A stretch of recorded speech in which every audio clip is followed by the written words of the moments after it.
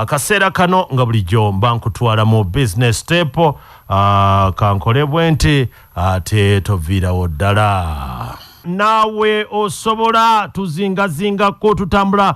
By the way, moment ya Naawe osobola egenda kubeerawo nga mwenda December wali ku popopo okutandikira ddala saa 10 ez'olweggulo. Omukulu Simon Ssenkaayi ettulya ly'omwaka guno 2022 olutuzingako 2022 jangu akusibirire entanda agenda kubeera wali ku popopo nga 9 December okuyingira gijjako emitwalo 5. Obutabo bujja kubaawo obw'Oluganda obw'Oluzungu buli katabo konna ke yali akoze bwonna bugenda kubeerawo. Jangu ogula obutabo naye nga okuyingira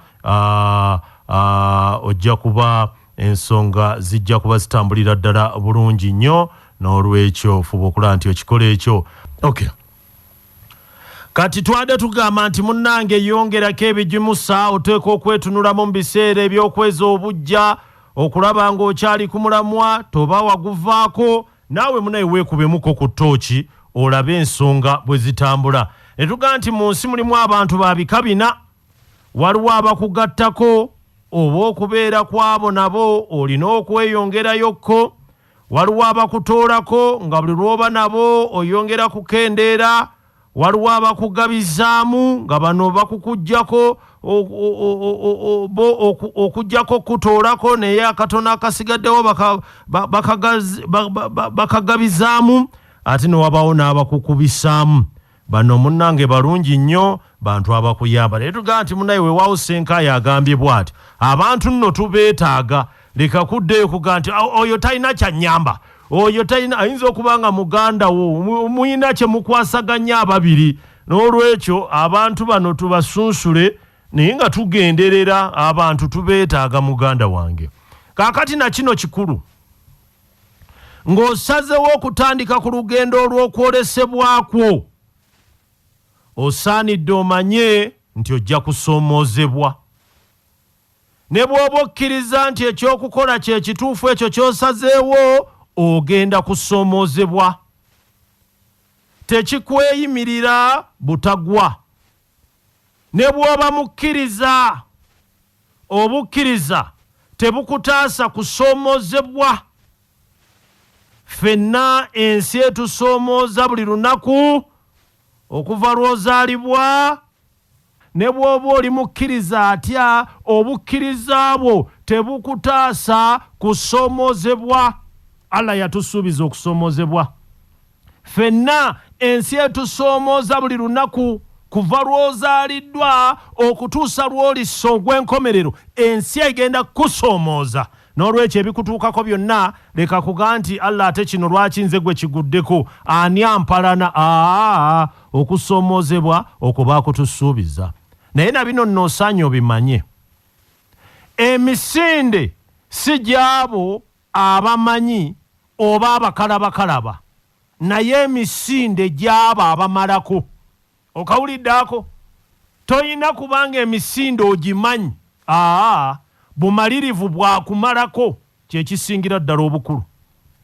Mu bulamu okutandika kikulu. Kyokka ate okumaliriza kye kisinga. Era nga bw'osabira entandikwa sabira nnyo emmaliriza.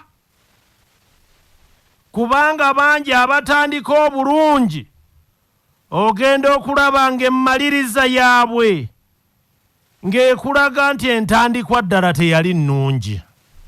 Omanyi wano mu mmaliriza we tulabira nti entandikwa eno teyali nnungi. Mu mmaliriza wano. Yagawanna. Buli muntu mu nsi asobola okutandika. Ekyo kituufu.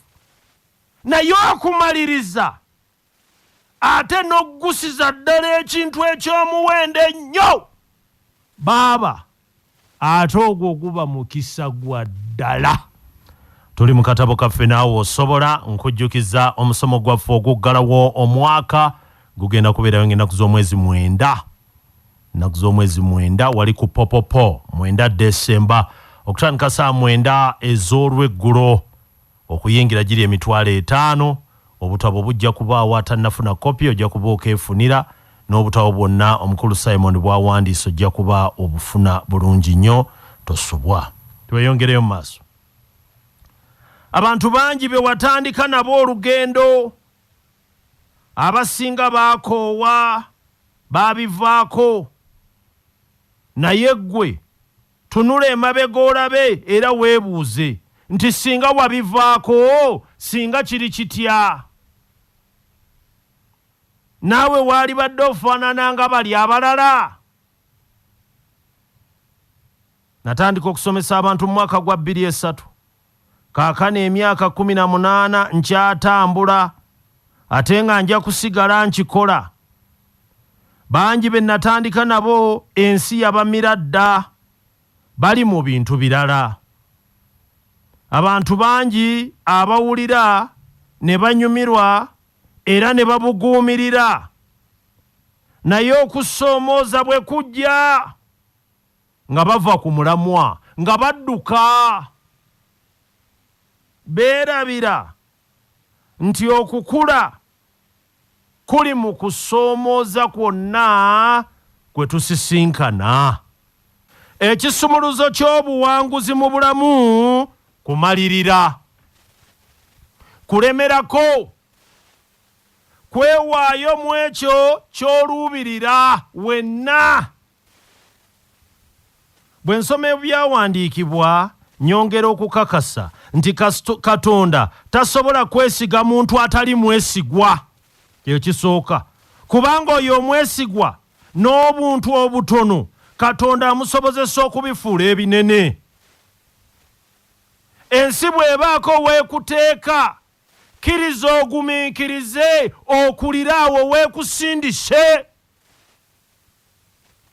Naye tobanga abalala nga buli kiseera baba badde eno badde eri basagaasagana. Eyo wazibu, eyo bannaye wookya, ng'ani akaluubirirwa atyo. Nze sibbanga nde ku musabo.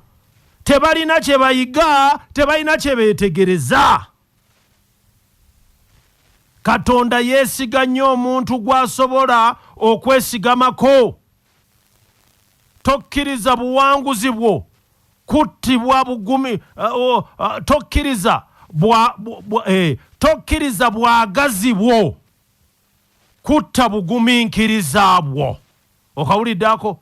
Tokkiriza bwagazi bwo, kubanga oyagala kino, oyagala nakiri, oyagala nakiri, ate bigende bitte obugumiikiriza bw'obadde nabwo. Naye no nkujjukiza omusomo gugenda kubeerawo nga 9 Desemba. Omukulu Simon Ssenkaayi yali wali ku Popopo end of year workshop.